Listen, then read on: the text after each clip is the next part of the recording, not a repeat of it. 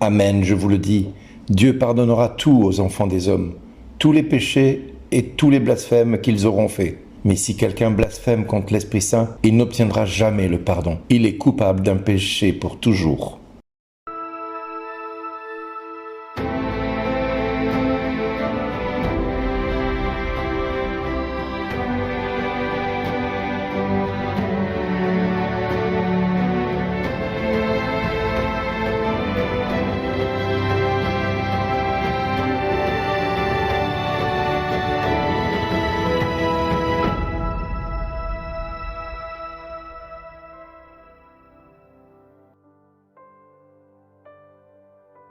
Bonjour les amis, je voudrais commencer ces 7 minutes par une petite réflexion du pape François qui m'interpelle beaucoup ce matin.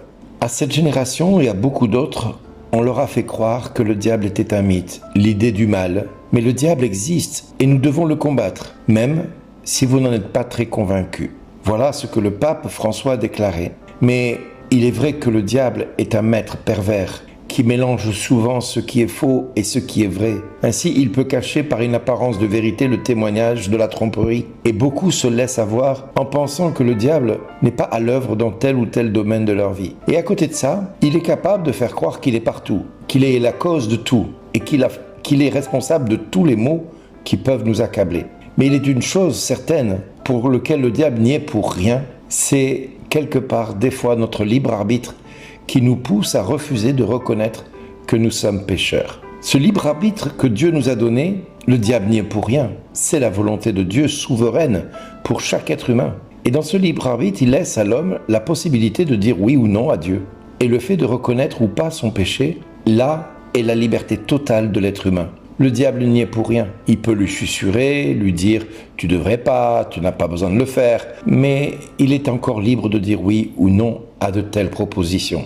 Et ce que l'on appelle le péché contre l'esprit n'est rien d'autre que celui qui refuse de reconnaître son péché. À cause de cet endurcissement, à cause de ce cœur qui est endurci totalement et qui refuse de reconnaître son péché, eh bien, on commet un péché contre l'Esprit Saint. Parce que le Christ est venu pour nous montrer la faiblesse humaine, nous montrer à quel point nous avons besoin de sa miséricorde.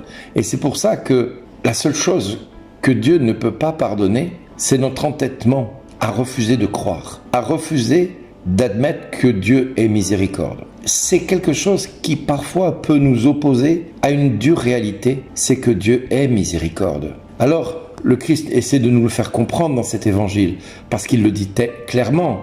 Dieu pardonnera tout aux enfants des hommes, tous les péchés et tous les blasphèmes qu'ils auront faits. Donc il n'y a rien qui ne puisse pas être pardonné. Mais la seule chose pour laquelle Dieu ne peut rien faire, c'est notre entêtement, qui est notre libre arbitre de refuser de croire en Dieu et d'admettre qu'il est miséricorde et que nous sommes pécheurs. Alors, en lisant l'Évangile, nous pouvons être étonnés, voire même, nous pouvons même trouver ça hallucinant, que les scribes qui étaient descendus de Jérusalem et qui voient cette grande compassion de Jésus pour les gens et son pouvoir qui œuvre pour les opprimés, eh bien, ils osent quand même dire qu'il est possédé par Belzéboul et que c'est par le chef des démons qu'il expulse les démons. Faut-il être stupide pour dire une telle phrase? Il semble pourtant très intelligent, puisqu'il s'agit des scribes de Jérusalem. C'est pas n'importe qui. Ce sont des théologiens, ce sont des docteurs. En réalité, nous sommes étonnés de voir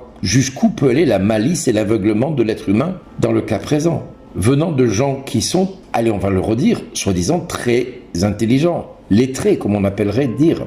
Ils ont en face la bonté en personne, Jésus, l'humble serviteur, celui qui est humble de cœur, lent à la colère et plein d'amour. Il est l'innocent parfait et ils ne veulent pas s'en rendre compte ou ils ne s'en rendent pas compte. En tout cas, on suppose que ce sont eux les sages, ceux qui connaissent les choses de Dieu, afin d'aider le peuple à grandir, à croître en sagesse et en intelligence, mais qui, en fin de compte, non seulement ils ne le connaissent pas, ni le reconnaissent, mais en plus, ils l'accusent d'être diabolique. Voyez à quel point la perversité de l'homme est capable de faire des choses incroyables. Cette perspective est assez dure pour aller leur dire « mais vous allez vous arrêter de dire de telles stupidités ». Mais encore aujourd'hui, nous avons des hommes et des femmes qui se prétendent très intelligents et qui n'osent n'hésitent pas à dire des stupidités plus grandes qu'eux et qui vont pas se rendre compte que leur stupidité va être démasquée par le prince du mensonge lui-même, parce qu'il aime bien mettre les gens en porte-à-faux face à leurs bêtises. Le Seigneur endure avec patience leur jugement téméraire de sa personne. Il le savait. Il savait que ça allait en être ainsi. Et il est le témoignage, je dirais, impérissable, même insurpassable de l'amour, patient et humble, tant sa bonté, sa tendresse, sa bienveillance, sa mansuétude est grande.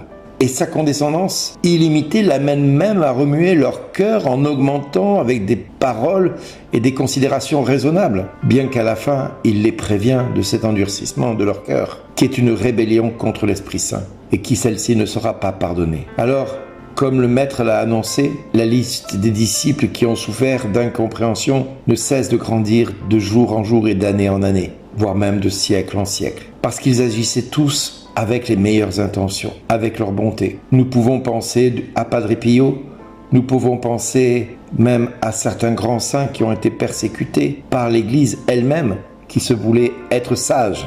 Et quand je dis l'Église, c'est pas forcément les responsables d'Église, c'est des fois le peuple qui, par peur, se mettait à s'opposer à telle ou telle personne. Alors, nous pouvons penser par exemple à Sainte Thérèse de l'Enfant Jésus quand elle s'efforçait d'amener ses sœurs vers une plus grande perfection. Ce n'est pas toujours facile et compris dès le départ. Alors ne nous étonnons pas si parfois sur notre route, nous pouvons rencontrer des contradictions, des personnes qui vont s'opposer à notre témoignage. Elles seront pour chacun de nous le signe que nous sommes bien sur la bonne route. Si par contre personne ne vient s'opposer à notre foi, à notre démarche de vie spirituelle, si personne ne vient manifester la quelconque opposition à notre vie spirituelle avec le Christ, posons-nous la question si nous dérangeons l'ennemi, le diable, ou pas. Quand nous commençons à déranger l'ennemi, alors sachons une chose, c'est que c'est pour nous une preuve que Christ est bien aux commandes de notre vie, même si nous n'avons pas l'impression de comprendre pourquoi nous vivons tout ce que nous pouvons vivre de dur, de difficile. Regardez ceux qui sont dans le monde et qui sont pervers au point de faire du tort à n'importe qui.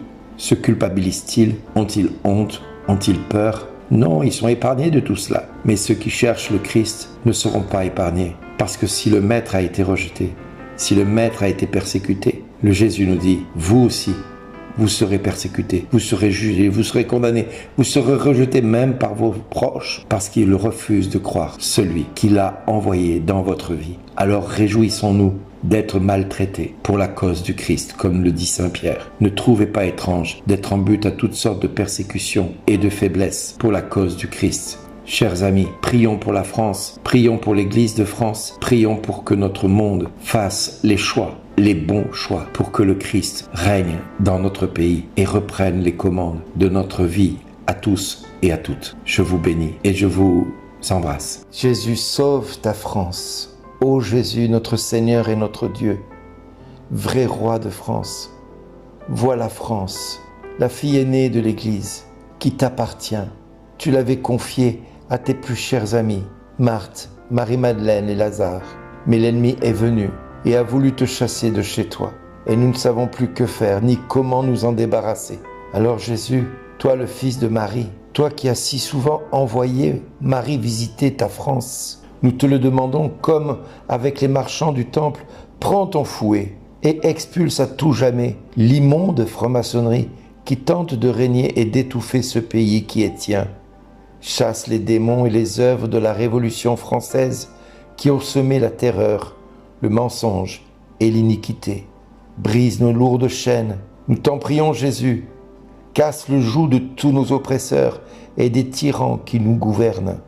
Libère-nous à tout jamais de ceux qui veulent nous asservir pour que nous retrouvions notre vocation première de Franc, fils de Clovis, dont tu convertis le cœur des Francs, c'est-à-dire des hommes libres face à toi, Seigneur.